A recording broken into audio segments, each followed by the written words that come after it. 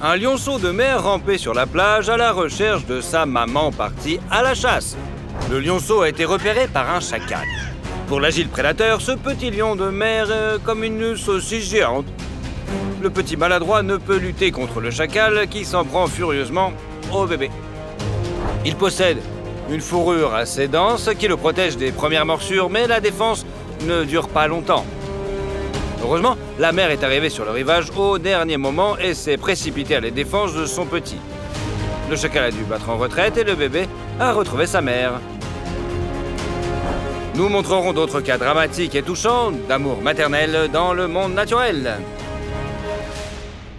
L'éléphant est un animal dont personne ne voudrait provoquer la colère. Cette énorme bête, d'environ 5 tonnes, c'est-à-dire plus massive que la plupart des voitures du monde moderne, est armée de défense en plus. Et les éléphants sont aussi capables de donner des coups de bélier qui peuvent démolir une maison en bois. Ici, la famille de ces géants n'était pas loin des éléphants sauvages. Au début, il est même difficile d'estimer le nombre de prédateurs, mais lorsque la femelle furieuse a compris que son petit était menacé, elle s'est précipitée sur ses ennemis et des dizaines de hyènes se sont éparpillées comme une énorme vague qui se disperse à partir d'un rocher jeté dans l'eau. Autant de prédateurs peuvent représenter un danger pour un jeune éléphanteau. La couleur de sa mère est donc plus que justifiée. Cependant, les chiens ont sous-estimé l'attention et l'irascibilité des éléphants. Ces animaux n'ignorent pas les menaces qui pèsent sur les membres de leur famille. Essayer de se cacher pour attaquer l'éléphant par derrière était donc une idée un petit peu stupide. Lorsque les chiens ont essayé de contourner la famille par l'arrière, l'éléphant a une fois de plus montré qui était le chef et les a repoussés. Un géant contre une foule de prédateurs, un affrontement épique, n'est-ce pas? Mais pour le bien de leur progéniture, les éléphants sont prêts à de véritables exploits. Alors ne doutez pas. Même si chaque chien avait la taille d'un lion, cela n'ébranlerait pas la détermination des éléphants. Un énorme lion adulte peut abattre en quelques secondes un éléphanteau qui vient de naître. Mais lorsque le prédateur s'apprête à abattre l'éléphanteau, l'éléphant enragé réagit à la vitesse de l'éclair et se tourne vers son ennemi. Elle a couvert l'éléphanteau, repoussé le lion et l'a presque piétiné. À ce moment-là, le prédateur était presque en train de célébrer sa victoire et maintenant, il s'enfuit en courant, paniqué. Les éléphants aiment beaucoup se baigner. Et oui, en raison de leur énorme masse corporelle, ils doivent réguler leur thermorégulation. C'est pourquoi les éléphants ont besoin de grandes oreilles. L'eau fraîche est un excellent moyen de se rafraîchir et en plus, une mère et son petit passent un bon moment ensemble, à jouer et à nager. C'est une belle image, n'est-ce pas? Mais elle se transforme en film d'action lorsqu'un crocodile se jette sur l'éléphanteau à travers l'eau trouble. Une grosse erreur. Il semble que l'éléphanteau était prêt car il a réagi instantanément et s'est élancé sur son ennemi. Elle s'est abattue sur lui comme une météorite, provoquant un énorme éclaboussure d'eau. Impressionnant, non?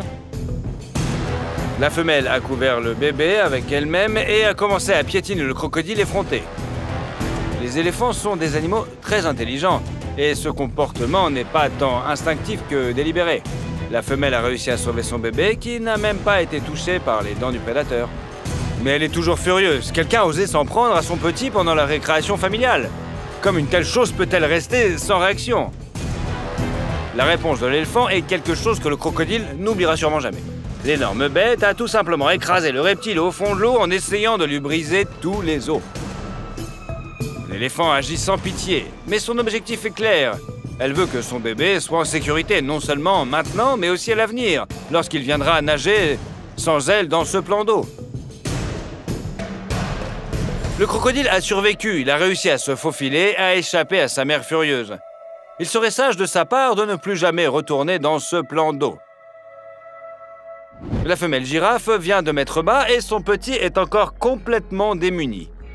Il n'est donc pas surprenant que la mère soit sensible à tout ce qui se passe autour d'elle. Et il s'agit d'une menace. C'est exactement ce qui s'est passé. Les girafes ont assisté à une chasse épique d'un clan de guépards contre une antilope qui sautait. L'herbivore a repéré les prédateurs à temps, s'est mis à courir et a réussi à leur échapper avant que les guépards n'accélèrent pour atteindre la vitesse monstrueuse quand même de 120 km/h. Les prédateurs peuvent courir aussi vite en quelques minutes. Il était donc trop tard pour les poursuivre. L'ongulé était trop loin. Les prédateurs n'avaient plus qu'à fixer l'antilope et à sourire avec appétit. Le problème, c'est que l'antilope a couru vers les girafes, attirant ainsi l'attention des prédateurs sur cette famille au long cou. Normalement, les guépards n'ont aucune chance de réussir à chasser les girafes, car les herbivores ont un avantage trop important en termes de force et de taille. Mais pour un très jeune, c'est une autre affaire. Il n'a pas encore eu le temps de se sentir sur ses pattes et est donc tout à fait apte à jouer le rôle de proie. Le cou du petit est encore à portée des crocs du guépard. Les guépards le savent et attaquent rapidement.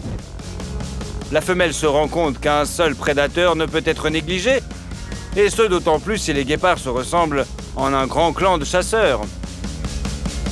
5 prédateurs repérés, c'est plutôt balèze. Mais les chats ont sous-estimé le courage de la maman. Les guépards se sont rués sur les girafes, mais la mère a couru vers le petit et s'est tenue au-dessus de lui, attendant qu'il se relève. Il est encore couché, le guépard est trop près. La mère courageuse attaque donc l'ennemi.